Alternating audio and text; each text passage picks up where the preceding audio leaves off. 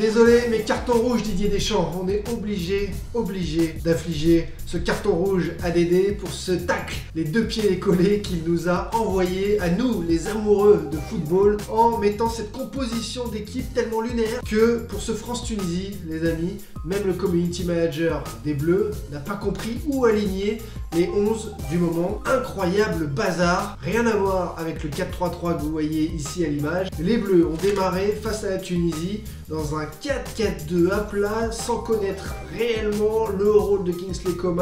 Ces quatre milieux étaient complètement perdus. Camavinga a déserté souvent son poste de latéral gauche. Bref, aujourd'hui, grand débrief de France-Tunisie. Il suffisait d'un point pour les Bleus pour finir premier de leur groupe. Mes réactions à chaud, à la mi-temps, puis en fin de match, bien sûr, parce qu'il y a tellement de choses à se raconter sur cette triste dernière rencontre de l'équipe de France dans cette poule. À la mi-temps, c'est un ouf de soulagement pour les supporters des Bleus, tant cette prestation a été indigente, calamiteuse. Normal. Comment ça aurait pu en être autrement avec ce 11 aligné, ni queue ni tête, une domination tunisienne, 20 centres, et oui, ils ont pilonné les côtés, et une équipe de France aux abonnés absents, mais je vais même pas jeter la pierre aux joueurs. Quand vous n'avez ni les coéquipiers complémentaires autour de vous, ni que vous êtes à votre poste de prédilection, c'est toujours archi compliqué. D'ailleurs, deux qui étaient eux à leur poste, Randal Kolo Muani, Ibrahima Konaté, ont un peu mieux existé que les autres lors de cette première période. Première période qui a vu donc les Tunisiens marquer, but annulé sur un hors-jeu.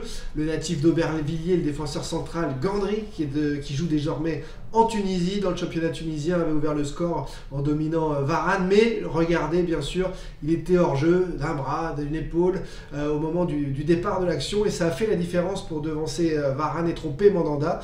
Mais bien sûr que les arbitres veillaient. 0-0. D'autres occasions, notamment par Wabi Kazri, repoussé par Steve Mandanda.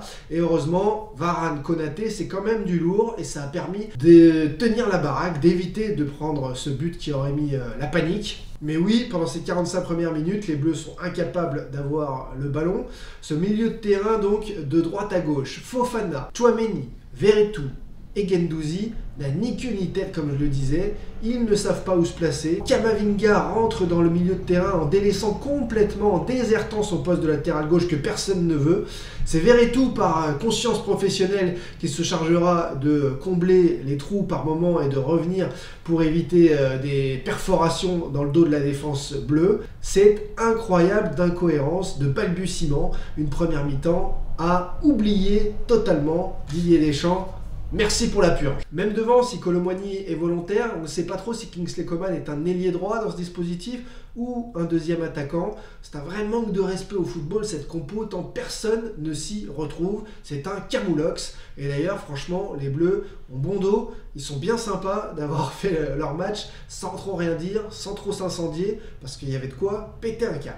Aucune profondeur, aucune créativité et des Tunisiens qui ont bien appuyé là où ça fait mal, notamment sur les côtés. Quand on voit Axel Disasi titularisé côté droit, on se demande encore pourquoi ne pas avoir redonné sa chance soit à Pavard, soit carrément à quelqu'un qui pourrait avoir l'étoffe d'un central droit.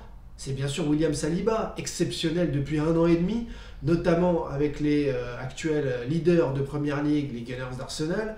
Incroyable d'avoir délaissé William Saliba pour le placardiser dans un match où il aurait eu quand même largement sa place. Et on sait très bien en plus que le gaillard qui est Axel Disasi n'est vraiment pas un latéral droit. Bref, ne pas en vouloir aux Bleus, enfin vous allez me le dire vous dans les commentaires. Je le redis, tu ne peux pas te lâcher quand tu n'es pas à ton poste, quand tu n'as pas le coéquipier adéquat pour te compenser, pour être complémentaire.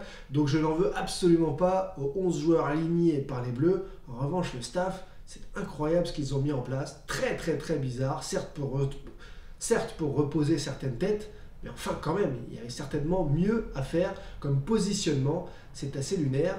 On regarde, on débriefe cette seconde période ensemble. Mais une seconde avant de débriefer la seconde période, vous le savez, Air de Foot et Thibaut Secados sont associés. 5 maillots me sont envoyés par moi, comme ici celui de l'Argentine. On verra si c'est l'adversaire de la France ce soir. ou comme celui de Kylian Mbappé ici de l'équipe de France, pour vous les offrir chaque mois. Donc bien sûr, notez ce que je vous ai dit aussi dans le Dash Foot ce midi sur Twitch, toutes les nouvelles conditions, plus de 59 € de dépenses, plus de 99 € de dépenses, plus de 159 € de dépenses qui vous permettent d'avoir des maillots cadeaux, et le code TV, moins 10%, tous les liens sont dans la bio, bien sûr, n'hésitez pas dans les commentaires ou dans les messages privés de m'alerter s'il y a le moindre souci. Encore une fois, je ne gagne rien sur vos achats, il n'y a aucune obligation, juste pour vous dire que ces maillots sont carrés, archi carrés, sortir d'usine directement là-bas, ici celui de l'Argentine, et dès que les équipes sont éliminées de la compétition, je vous les offre. Il y en aura donc 5 par mois à vous offrir. C'est Thibaut, c'est cadeau, on continue ensemble. Allez, seconde période, c'est parti. S'il te plaît Dédé, fais que ce soit mieux. Une bonne seconde période.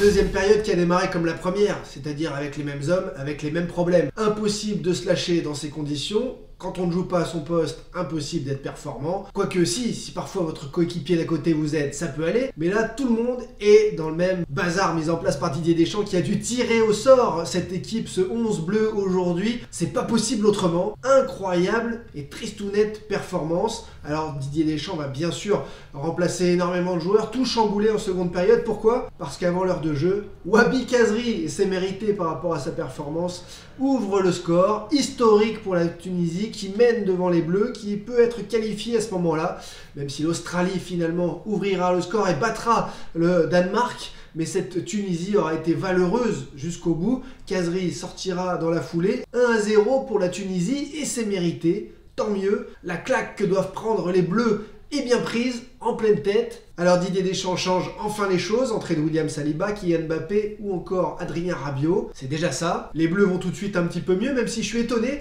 de voir que William Saliba prend l'axe central à la place de Varane et qu'Axel Disasi, qui n'a rien d'un latéral droit, reste au poste de latéral droit. Décidément, il y en aura eu des curiosités pendant cette rencontre et n'oubliez surtout pas de me les souligner, de les mettre dans les commentaires. Avec Rabiot au milieu, c'est tout de suite un peu plus d'impact, un peu plus de solidité.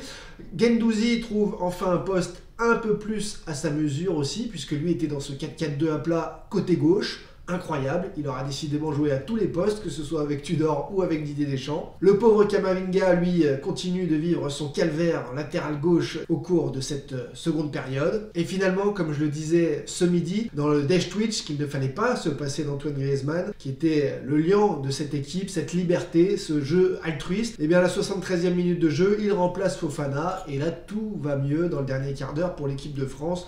Une multitude d'occasions, et surtout une composition beaucoup plus cohérente avec des joueurs à leur poste. C'est surtout ça la différence. Encore une fois, je n'en veux surtout pas à ceux qui ont été alignés dans ce marasme. C'était un piège pour eux. Il faut attendre les arrêts de jeu, le bout du bout des arrêts de jeu pour voir cette reprise en pleine surface d'Antoine Griezmann faire mouche. On se dit tous à ce moment-là, ouf, de soulagement. Mais c'est la magie du football moderne, la magie de la VAR, et c'est archi mérité pour la Tunisie. Finalement, il y a une justice dans ce football.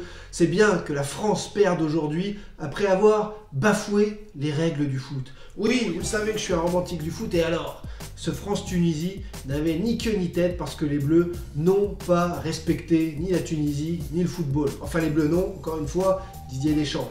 Je suis un peu dur avec lui parce qu'il ne nous a jamais habitués à tant d'incohérences. Donc défaite des Bleus, mais les Bleus qui restent premiers de ce groupe, qui affronteront donc le deuxième du groupe, l'Argentine, dimanche 16h. Et on sera là ensemble, bien sûr, pour débriefer ça en direct. Cette fois, on se retrouve jeudi, vendredi, dans le Dash Foot, bien sûr, en direct, 100% interaction. Merci à ceux qui envoient de la force, qui envoient des commentaires, des partages et likes, qui soutiennent la chaîne YouTube. Merci les amis, les passionnés. À demain midi.